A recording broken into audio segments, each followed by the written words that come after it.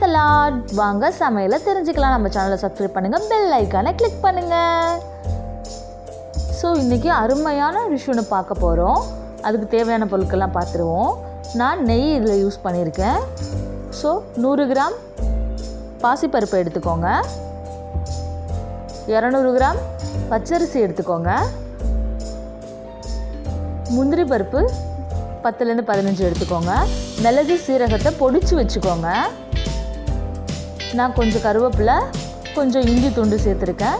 இதெல்லாம் சேர்த்து என்ன செய்ய போகிறோன்றதை பார்க்கலாம் வாங்க. ஸோ அடுப்பை பற்ற வச்சுக்கோங்க.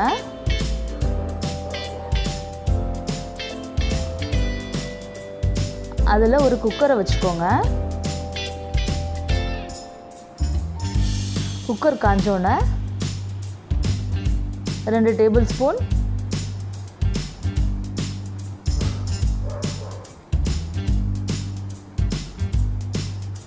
நெய் ஆட் பண்ணிக்கோங்க.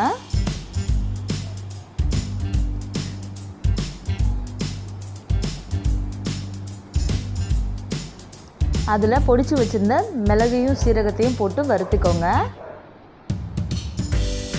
இதில் பச்சரிசியும் பாசிப்பருப்பையும் நல்லா களைஞ்சிட்டு அதையும் சேர்த்துக்கோங்க. இதில்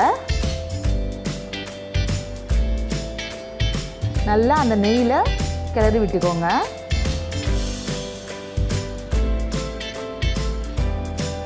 ஸோ இது வேகிறதுக்கு தேவையான தண்ணீர் ஆட் பண்ணிக்கோங்க.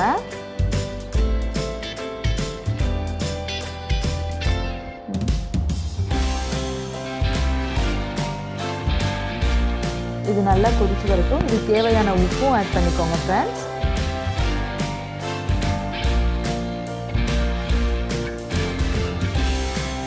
நல்லா கொதிச்சு வந்துடுச்சு. இப்போ நம்ம குக்கர் லிட் போட்டு 3 விசில் கழிச்சு எடுப்போம். ஓப்பன் பண்ணி பார்ப்போம். வாவ், நல்லா வெந்திருக்கு பாருங்கள். வெயிட் சொல்கிறேன். என்ன தான் நம்ம வீட்டில் சமைச்சாலும் அந்த கல்யாண வீட்டில் செய்கிற பொங்கல் மாதிரி வரலையேன்னு நமக்கெல்லாம் கவலை இருக்கும். நான் சொல்கிற ஸ்டெப் படி செய்யுங்க.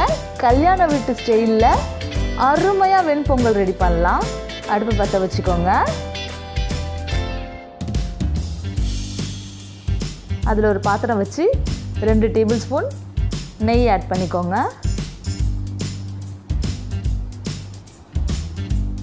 அதில் வெட்டி வச்சுருக்க இஞ்சி துண்டை போட்டுக்கோங்க. கருவேப்பிலையும் ஆட் பண்ணிக்கோங்க.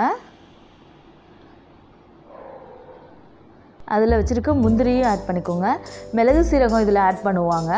இதெல்லாம் நம்ம ஏற்கனவே பொடிச்சு அதில் முன்னாடியே சேர்த்துட்டதுனால இன்னும் டேஸ்ட்டாக இருக்கும்.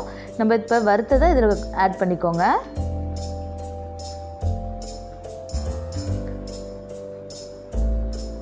நல்லா கிளறி விட்டுக்கோங்க. அப்போ தான் அந்த நெய் எல்லா இடத்துலையும் கோட்டட் ஆகும். ரெடி ஆயிடுச்சு நம்ம கல்யாண ஸ்டைல் வெண்பொங்கல். இதன் சாம்பாரோடையும் சட்னியோடையும் சர்வ் பண்ணுங்க. Thanks for friends.